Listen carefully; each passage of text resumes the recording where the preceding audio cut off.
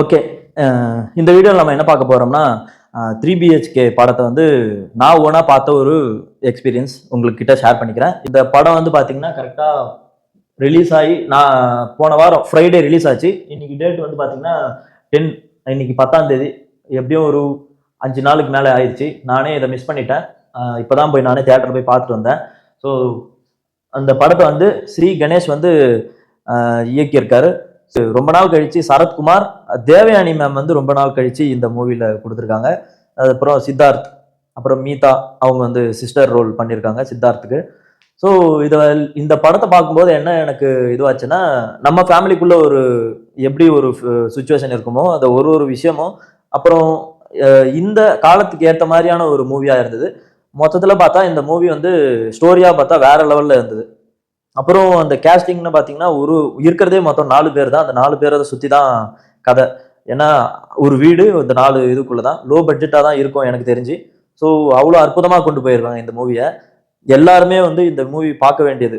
என்னன்னா நம்ம லைஃப்ல என்னென்ன கஷ்டங்கள், எவ்வளோ பேரோ இஎம்ஐ கட்டுறாங்க, வீடு வாங்க முடியாம எவ்வளோ கஷ்டப்படுறாங்க, அந்த வீடை வாங்கி பாதியில அதை இது பண்ணிட்டு போறவங்க, இவங்கெல்லாம் வந்து பாத்தீங்கன்னா அந்த விஷயத்த ரிலேட் பண்ணிக்கலாம். இந்த படத்தை பாத்தீங்கன்னா ஃபுல்லா வந்து இந்த காலத்துக்கு ஏற்ற மாதிரியும் ஒத்து போகும். அதே மாதிரி 90s கிட்ஸ்க்கும் வந்து இது ஒத்து போகிற மாதிரி இருக்கு. ஏன்னா அந்த காலத்துல இருந்தே வந்து வீடு வாங்கணுன்ற ஒருத்தரோட எண்ணம் வந்து அப்போதுலேருந்தே ஒருத்தங்க காசு சேர்த்துப்பட்டு கஷ்டப்பட்டு எடுத்துட்டு வருவாங்க. அந்த லேண்டோட வேல்யூ இன்க்ரீஸ் ஆகும். திருப்பி அங்கே போய் நிற்கும் போது அது வேல்யூ இன்க்ரீஸ் ஆகும். திருப்பியும் அதை சேர்த்துக்கிட்டு வரும்போது திருப்பி வேல்யூ. ஸோ இதில் அவங்க என்னென்ன கஷ்டப்படுறாங்க, கடைசியில் வீடு வாங்குறாங்களான்றது தான் வந்து கதையே. ஸோ அதை பற்றி தான் பேசுது. இல்லை சரத்குமார் அப்பா கேரக்டராக வேற லெவலில் நடிச்சிருந்தாரு. தேவயானி மேம் வந்து பார்த்தீங்கன்னா நிறைய பழைய படத்தில் பார்த்துருப்போம். சின்ராசு அவரோடய சேர்ந்து நடிச்சிருப்பாங்க. ஆனால் அந்த படத்துக்கும் இந்த படத்துக்கும் வேற வேற டிஃப்ரென்ஸு. ஏன்னா சூரியவம்சம்ல வந்து ஒரே பாட்டுல பணக்காரங்கள் ஆயிடுவாங்க. இதே இதுல வந்து சரத்குமாரை பாத்தீங்கன்னா ஒரு வயசுல இருப்பாரு, இன்னொரு அது 2 டெத் பெட் வரைக்கும் போயிடுவாரு. அந்த ஏஜ் வரைக்கும் வந்துதான் சாதிக்க முடியும் அப்படின்ற ஒரு இயல்பை வந்து நேச்சராகவே எடுத்திருப்பாங்க. சின்ராஸ் படத்துக்கு அப்படியே மாறுபட்ட ஒரு இது. ஆனா அந்த பேரு இதுல பார்க்கலாம் ரொம்ப வருஷம் கழிச்சு. ஸோ அந்த ஒரு இதுல பிடிச்சிருந்தது. சித்தார்த் இயற்கையாவே ஒரு நல்ல கதையை சூஸ் பண்ணி சூப்பரா எடுத்திருக்காங்க.